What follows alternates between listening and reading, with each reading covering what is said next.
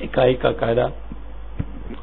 ہر وارث کا ترکہ میں حصہ مساوی ہے کل قابل تقسیم ترکہ تقسیم کل سہام ضرب اس وارث کے سہام۔ مثال، اگر کل قابل تقسیم ترکہ 32,000 ہو اور ماں کے 7 سہام ہو، بیٹی کے 21 سہام ہو، بیوی کے 4 سہام اور کل سہام 32 سہام ہو، تو ہر ایک کا حصہ روپوں میں کتنا بنے گا؟ ماں کا حصہ مساوی ہے 32,000 تقسیم 32 ضرب 7، تو یہ 32,000 لکھ کر اس کو ہم تقسیم پہ پھر انگلی رکھ کر پھر 32 لکھ لیتے ہیں، پھر ضرب پہ انگلی رکھتے ہیں، پھر 7 پہ کیلکولیٹر میں، تو ہمارے پاس 7,000 جواب آئے گا۔ اس طرح بیٹی کا حصہ معلوم کرنے کے لیے پہلے 32,000 پہ انگلی رکھیں گے، پھر تقسیم پہ انگلی رکھیں گے، پھر 32 پہ انگلی رکھیں گے، پھر ضرب پہ انگلی رکھیں گے، پھر 21 پہ انگلی رکھیں گے، تو ہمارے پاس 21,000 روپے کا جواب آ جائے گا۔ بیوی کا حصہ معلوم کرنے کے لیے پہلے 32,000 لکھیں گے، پھر تقسیم پہ انگلی رکھیں گے، پھر 32 پہ انگلی رکھیں گے، پھر ضرب کی انگلی رکھیں گے، پھر 4 پہ، پھر مساوی پہ، تو ہمارے پاس 4,000 روپے کا جواب آ جائے گا۔ فتویٰ لکھنے کا طریقہ، اس کی ضرورت اس لیے پیش آئی ہے کہ بعض دفعہ جب فتویٰ لکھا جاتا ہے تو جواب دینے والا اپنے علم کی روشنی میں اس کو لکھتا ہے، لیکن جو عوام ہوتے ہیں وہ بعض چیزوں کو نہیں جانتے، لہذا اس فتویٰ سے کما حق کو فائدہ نہیں اٹھا پاتے، اور بعض دفعہ غلطیاں بھی کر لیتے ہیں۔ لہذا ان غلطیوں کو دور کرنے کے لیے دو یعنی احتیاطیں کی جا سکتی ہے۔ ایک احتیاط تو یہ ہے کہ اگر کوئی فتویٰ بالمشافہ مانگ رہا ہو تو ان سے چند ایسے سوالات کیے جائیں جس سے یہ یقین ہو جائے کہ وہ جو معلومات دے رہا ہے اس میں غلطی نہیں کر رہا۔ بعض دفعہ بعض ورثاء کا ان کو پتہ بھی نہیں ہوتا کہ وہ وارث بن سکتے ہیں، لہذا جب وہ فتویٰ پوچھتے ہیں کہتے ہیں فلاں فلاں موجود ہیں، اور نامکمل معلومات دینے کی وجہ سے وہ جو ہے نا بعض دفعہ غلط فتویٰ لے جاتے ہیں۔ لہذا ان سے سوال ایسے کرنے چاہیے جس سے 2-2-4 کی طرح بالکل واضح ہو جائے کہ یہ معلومات ہمیں بالکل صحیح دے رہا ہے۔ دوسری بات کہ جو فتویٰ لکھے تو اس میں کچھ ضروری باتیں اس طرح لکھنی پڑتی ہیں جس سے ان کو صحیح رہنمائی مل سکے۔ مثلا گزشتہ مثال میں جس میں میت کا ایک بیوی ماں اور بیٹی رہ گئے تھے، ان کو 32 میں سے یعنی 7 حصے ماں کے اور 32 میں 21 حصے بیٹی کے اور بیوی کے 4 حصے بنتے تھے، اس کو لکھنے کا یہ انداز ہونا چاہیے جیسے یہاں پر لکھا گیا ہے: میت کے کل ترکہ سے بغیر اسراف کے تجہیز و تکفین کے اخراجات اس پر جو واجب ادا قرض ہے نکالنے کے بعد جو اس کے باقی ترکہ میں اس کے تہائی میں اگر میت نے وصیت کی ہے اجرا کیا جائے۔ نکالنے کے بعد اس کے باقی ترکہ میں اس کے تہائی میں اس کے باقی ترکہ کے تہائی میں اگر میت نے وصیت کی ہے اس کا اجرا کیا جائے۔ اس کے بعد جو باقی بچے اس کے کل 32 حصے کیے جائیں، اس میں میت کی بیٹی کو 21 حصے، میت کی ماں کو 7 حصے اور میت کے بیوی کو 4 حصے دیے جائیں۔ اس طرح بات بالکل واضح ہو جائے گی اور عوام کو یعنی غلطی لگنے کا امکان کم سے کم کیا جا سکے گا۔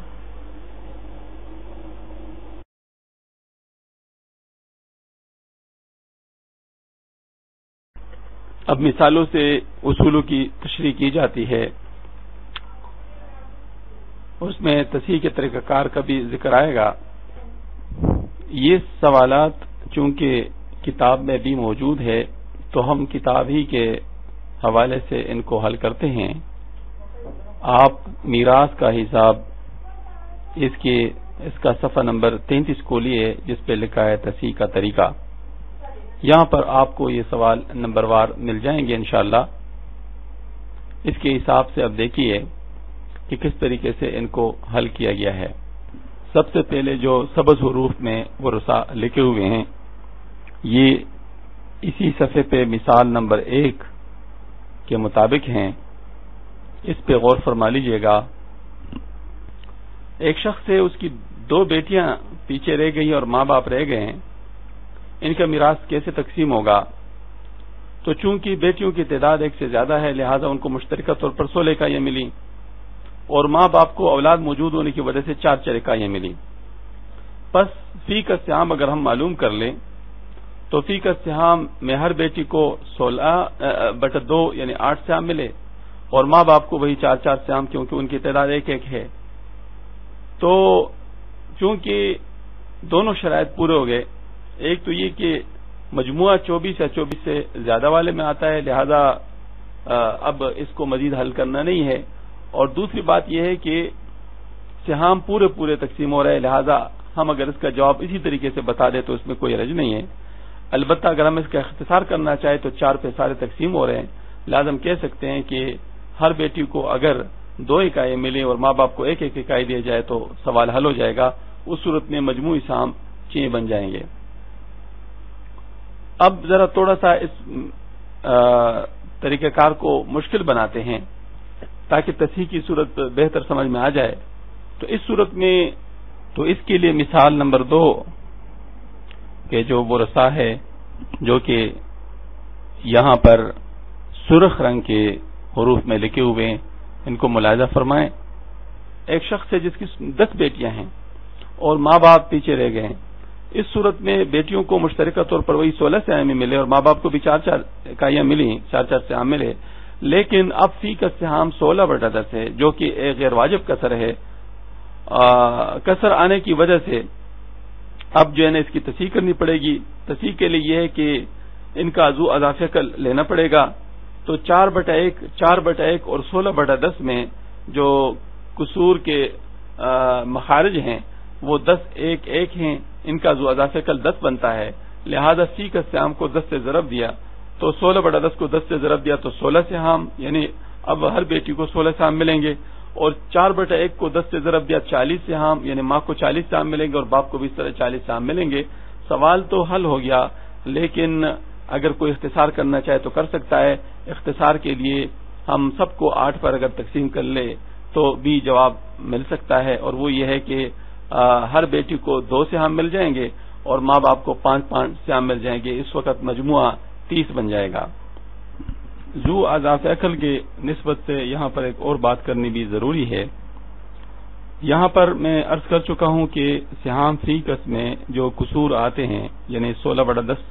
کی کسر ہے، 4/1 ہے، 4/1 ہے، تو ان کا ذو اضافہ اکل ہم مخارج کر لیتے ہیں۔ لیکن ایک چیز اور بھی ہے کہ جو ورثہ حصہ پا رہے ہیں ان کی جو تعداد ہے ان کا بھی اگر ہم ذو اضافہ کر لیں تو جواب یہی آئے گا۔ لہذا یہاں چونکہ تعداد بیٹیوں کے 10، ماں کی 1 اور باپ کی 1 ہے، تو ان کا جو ذو اضافہ کر لے بالکل یہی ہوگا۔ بس آئندہ کی مثالوں میں ہم اگر تعدادوں کا ذو اضافہ کر لے یا مخارج کا ذو اضافہ کر لے تو اس پہ کوئی فرق نہیں پڑے گا۔ اس کے بعد اس مسئلے کو ذرا مطلب کہ اور طریقے سے بھی حل کرتے ہیں اگر تصحیح زیادہ واضح ہو جائے تو اس کے لیے مثال نمبر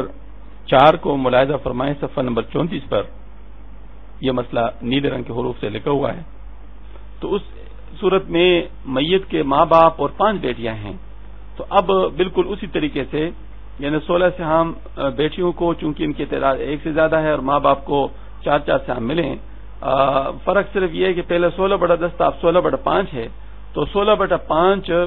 4/1 4/1 کے قصور میں جو مخارج ہیں وہ 5 1 1 ہیں، یا ہم نے ان کی تعدادوں کو لیا تو ماں کی تعداد 1 ہے، باپ کی تعداد 1 ہے اور بیٹوں کی تعداد 5 ہے، تو ان سب کا ذو اضافہ کل 5 ہے، لہٰذا سب کو 5 سے ضرب دیا تو 16/5 نے 5 سے ضرب کا ہے تو 16، اس وجہ سے ہر بیٹی کو 16 سہام مل گئے اور باپ کو 20 سہام کیونکہ 4 ضرب 5 20 ہوتا ہے، اور ماں کو بھی 20 سہام کیونکہ 4 ضرب 5 20 ہوتا ہے۔ اب اگر کوئی اختصار کرنا چاہے تو کر لے، اور وہ یہ کہ سب چونکہ 4 پہ تقسیم ہو سکتے ہیں، لہذا فی کا سہام جو ہے یہ ماں کو 5 اور باپ کو 5 اور ہر بیٹی کو 4 دیا جائے تو مسئلہ حل ہو گیا۔ اب ذرا اس کو اور مزید مشکل کرتے ہیں کہ اس میں ذوی الفروض سببی کو ملا دیتے ہیں۔ تو ذوی الفروض سببی میں خاوند اگر پیچھے رہ گیا ہے کسی عورت کا وفات ہونے کے بعد اور اس کی بیٹیوں کی تعداد 6 ہے اور ماں باپ بھی اس کے رہتے ہیں، کتاب میں یہ مسئلہ مثال نمبر 3 میں ہے، تو اس صورت میں خاوند کو اولاد موجود ہونے کی وجہ سے 6 سہام مل گئے 24 میں سے، اور بیٹیوں کو ایک سے زیادہ تعداد میں ہونے کی وجہ سے 16 سہام مشترکہ طور پہ ملے اور ماں باپ کو 4 سہام پرانے طریقے سے مل گئے ہیں۔ اب جو ہے نا ہم نے دیکھا کہ اگر ہم اس کا فی کا سہام نکالتے ہیں تو خاوند کے 6 اور ہر بیٹی کے 16/6 اور ماں باپ کو 4 سہام مل گئے۔ ان سب کا ذو اضافہ عقل جو ہے وہ 6 آ گیا، سب کو 6 سے ضرب دیا، لہذا فی کا سہام جو ہے یہ خاوند کو 36 اور ہر بیٹی کو 16 اور ماں باپ کو 24 دیے جائیں تو جواب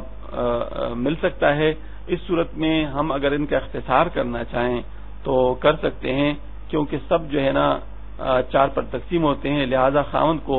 اب اگر 9 سہام دیے جائیں اور ہر بیٹی کو 4 سہام دیے جائیں اور ماں باپ کو 6 سہام مل جائیں تو یہ جواب ہمیں مل سکتا ہے۔ اس صورت میں جو اصل جواب ہے وہ 6 × 24